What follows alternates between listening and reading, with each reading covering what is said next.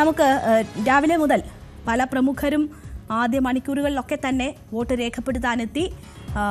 രാഷ്ട്രീയ പാർട്ടി നേതാക്കൾ ഉൾപ്പെടെയുള്ളവർ, ഒപ്പം സിനിമാ രംഗത്തെ പ്രമുഖർ ഒക്കെയും ആദ്യ മണിക്കൂറുകളിൽ തന്നെ വോട്ട് രേഖപ്പെടുത്തി. ചില പ്രതികരണങ്ങൾ കൂടി കേൾക്കാം. നല്ല പ്രതീക്ഷയാണ്, ആദ്യന്തം പ്രതീക്ഷയായിരുന്നു. ഒരു മാറ്റമില്ല, രാവിലെ ഒരു മാറ്റമില്ല. നമ്മൾ നല്ല തരത്തിൽ ഇവിടെ ജനകീയ സ്വാതന്ത്ര്യം ജയിക്കും. UDF support. ഞാൻ ഇപ്പോൾ 6 ബൂത്ത് കയറിയില്ല. ഇനിയിപ്പോൾ ഞാൻ നവ പേരവിടെ അമ്പലപ്പുഴ ഭാഗത്ത് അല്ല, ആദ്യം ഇപ്പോൾ വസുമതി എന്ന് പറഞ്ഞ 100 വയസ്സ് കഴിഞ്ഞാൽ അമ്മ മരിച്ചത്. അറവാട് സ്കൂളിൻ്റെ അറിയിപ്പുണ്ട്. പിന്നെ നമ്മുടെ ആ സ്കൂളുണ്ടല്ലോ, ഷാജാന സ്കൂളിൽ നന്ദാവന സ്കൂളുകൾ പോകും. അവിടെ സാധാരണ മറ്റ് ഏജന്റുമാർ ഇരുത്താൻ സമ്മതിക്കത്തില്ലെന്നാണ് പറയുന്നത്. അപ്പോൾ അവിടെ നിന്ന് പോയി 2 മിനിറ്റ് അവിടെ കയറിയിട്ട് ഞാൻ വർഷബാധിത എന്ന് പറഞ്ഞ 33 ബൂത്ത് അത് അവിടേക്കാണ് ആദ്യം പോകുന്നത്.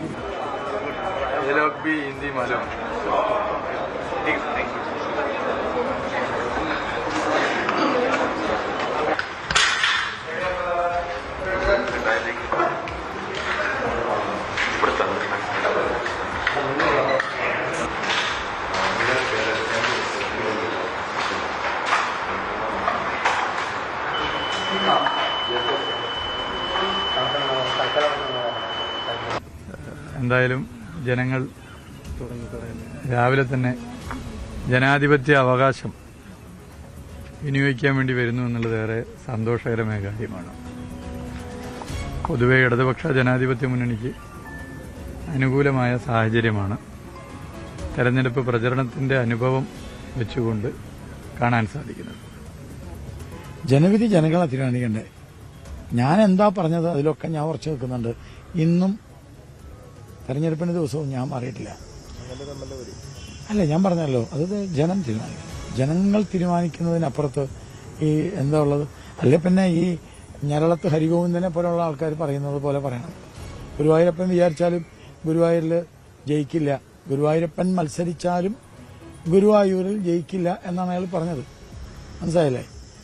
സോപാന സംഗീതം പാടി ഇക്കണ്ട കാലം ഉപജീവനം കഴിച്ച് സോപാന സംഗീതം പാടി ഭൂലോക വൈകുണ്ഠനാണ് ഭഗവാൻ എന്ന് സോപാന സംഗീതം വായിക്കുന്ന പറയുന്ന ഞരളത്ത് ഹരിഗോവിന്ദൻ ഗുരുവായൂരപ്പൻ മത്സരിച്ചാലും ജയിക്കില്ല എന്ന് പറഞ്ഞാൽ അദ്ദേഹം ആ സോപാന സംഗീതം ഇടയ്ക്കെടുത്ത് ആർക്കെങ്കിലും കൊടുത്തിട്ട് ബാങ്ക് വിളിക്കാൻ പോകുന്നതാണ് നല്ലത് എന്നാണ് എന്റെ അഭിപ്രായം.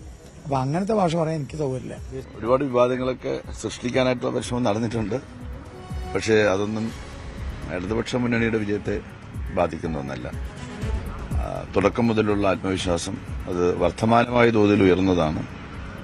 ഇന്നലെ വരെയുള്ള ദിവസങ്ങളിൽ സ്ഥാനാർത്ഥി എന്നുള്ള നിലയിൽ എനിക്ക് ബോധ്യമായത്, ഞാൻ 3-4 തെരഞ്ഞെടുപ്പുകളിൽ മത്സരിച്ച ഒരാളാണ്. അപ്പോൾ എനിക്ക് നിശ്ചയമായിട്ടും അത് മനസ്സിലാക്കാനായിട്ട് സാധിച്ചിട്ടുണ്ട്.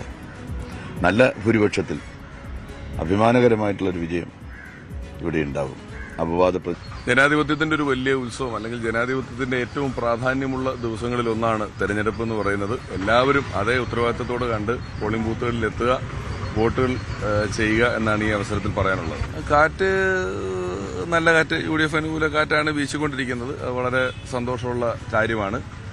എല്ലായിടത്തും ഞാനിപ്പം കഴിഞ്ഞ കുറച്ച് ദിവസം പാലക്കാട് തന്നെ ആയിരുന്നല്ലോ കൂടുതലും ഉണ്ടായിരുന്നത്. രാവിലെ ഒരു 4 മണി മുതൽ ഇവിടുന്ന് ബാബുച്ചേട്ടന്റെ ഷാളും അനുഗ്രഹവും മേടിച്ച് പോയി അവിടെ ചെന്ന് കയറി അന്ന് മുതൽ ഇന്ന് വരെ രാവിലെ ഒരു 4 മണി മുതൽ മാർക്കറ്റിൽ പോകുന്ന മുതൽ രാത്രി 1 മണി വരെ എന്നാൽ കഴിയുന്ന രീതിയിലെല്ലാം ഞാൻ ജനങ്ങളെ കാണുകയും അഡ്രസ് ചെയ്യുകയും ചെയ്തിട്ടുണ്ട്. ഞാൻ ഇവിടുന്ന് പോകുമ്പോൾ പറഞ്ഞ വാക്ക്, ഒരു ഫെയർ പൊളിറ്റിക്സ് എന്നൊരു വാക്ക് ഞാൻ ഉപയോഗിച്ചു. ഞാൻ ഇത്രയും ദിവസം എന്റെ മറുപക്ഷത്തുള്ള ഒരു സ്ഥാനാർത്ഥികളുടെയും പേര് പറയുകയോ വ്യക്തിപരമായി ആരെങ്കിലും പരാമർശങ്ങൾ കൊണ്ടോ നോക്കുകൊണ്ടോ വാക്കുകൊണ്ടോ അറ്റാക്ക് ചെയ്യുകയോ ഒന്നും ചെയ്യാതെ ജനങ്ങളുമായിട്ടാണ് നമ്മൾ സംവേദിക്കേണ്ടത് എന്ന ഉത്തമ ബോധ്യത്തോടുകൂടി പരമാവധി ജനങ്ങളെ കണ്ടു. പാലക്കാട് നിയോജക മണ്ഡലത്തിലെ എന്നെ കൊണ്ട് കഴിയാവുന്നത്രയും ആളുകളെ അഡ്രസ് ചെയ്തിട്ടുണ്ട്. അപ്പോൾ അതിൻ്റെയൊക്കെ ഒരു ഗുണം വരും. കൂടുതൽ വാർത്തകൾക്ക് News 18 Keralam YouTube channel subscribe ചെയ്യുക.